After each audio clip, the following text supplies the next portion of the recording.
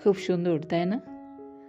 আমরা প্রায় যারা বাগান করতে ভালোবাসি তারা প্রায় সকলেই নিজেদের বাগানে এরকম কিছু কিছু ফুলের গাছ রাখতে চাই, যেগুলো এইভাবে আমাদের বাগানের সৌন্দর্যকে বৃদ্ধি করবে। এই ফুলটি দেখতে অনেকটা স্পাইডারের মতো বা স্টারের মতনও, তবে এই স্পাইডারের মতন দেখতে বলে এর আকৃতির জন্যই এর নামও রাখা হয়েছে স্পাইডার লিলি।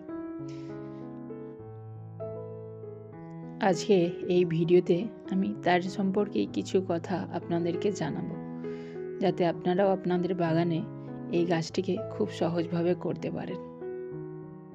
স্পাইডার লিলি সাধারণত বাল্ব থেকে হয়। আমরা যেরকম অ্যামারেলাস লিলির বাল্ব লাগাই, এরও ঠিক সেই রকমই বাল্ব হয়, তবে অ্যামারেলাসের বাল্বের তুলনায় এর বাল্বের আকৃতি কিন্তু একটু ছোট হয়। এছাড়াও একে আমরা সিড থেকে গ্রো করতে পারি, তবে সেটা অনেকটা সময় সাপেক্ষ। তার থেকে বোধহয় বাল্ব লাগিয়ে এই গাছটিকে খুবই সহজে আপনি আপনার বাগানে করে নিতে পারবেন।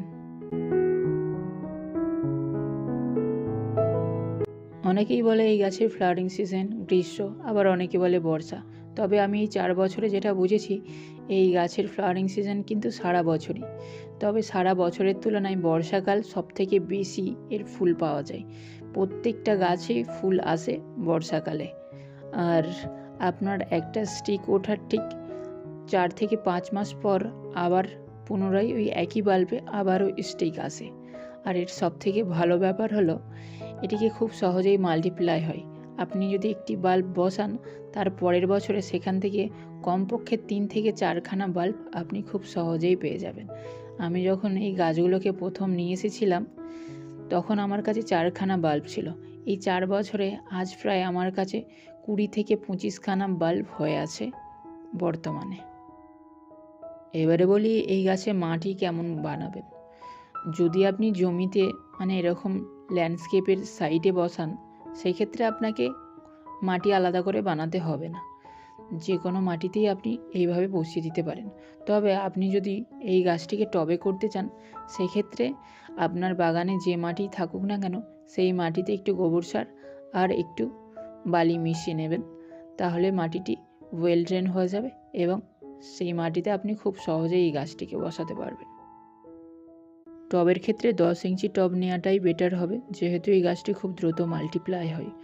আর এর সারের কথা যদি বলা হয়, সেইভাবে কোনো সার যদি মাটিতে বসানো হয় দিতে হবে না। টবের ক্ষেত্রে হলে আপনাকে ভার্মি কম্পোস্ট বা গোবর সার আপনি ব্যবহার করতে পারেন।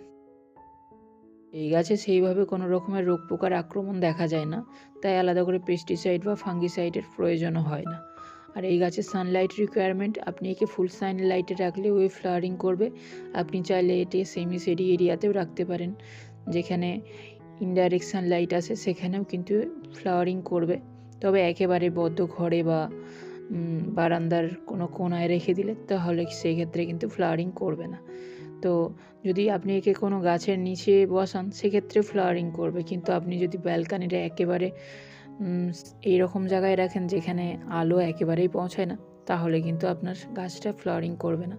তাই এই ক্ষেত্রে একটু ধ্যান রাখবেন যে সূর্যের আলোটা যেন পাই।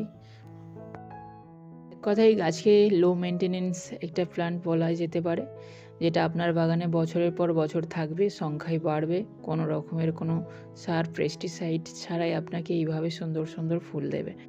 গাছের ফুলগুলো সাধারণত সন্ধ্যাবেলার দিকে ফোটে। সন্ধ্যাবেলায় সবুজ গাছের পাতার ফাঁকে ফাঁকেই সাদা সাদা ফুলগুলো যখন ফোটে, দেখতে অসম্ভব সুন্দর লাগে।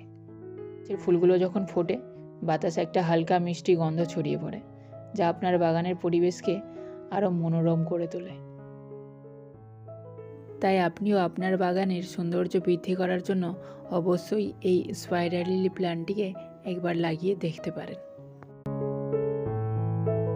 আশা করি আজকের এই ভিডিওটি আপনাকে ভালো লেগেছে। ভিডিওটি যদি ভালো লেগে থাকে, তাহলে অবশ্যই ভিডিওটিকে একটি লাইক করবেন। আর এই ধরনের গার্ডেনিং রিলেটেড ভিডিও পাওয়ার জন্য অবশ্যই চ্যানেলটিকে সাবস্ক্রাইব করবেন। সম্পূর্ণ ভিডিওটি দেখার জন্য আপনাকে অসংখ্য অসংখ্য ধন্যবাদ। ভালো থাকবেন, সুস্থ থাকবেন, প্রকৃতির সাথে সর্বদা যুক্ত থাকবেন। দেখা হচ্ছে গার্ডেনিং রিলেটেড আরও একটি নতুন ভিডিওতে। ততক্ষণের জন্য টাটা।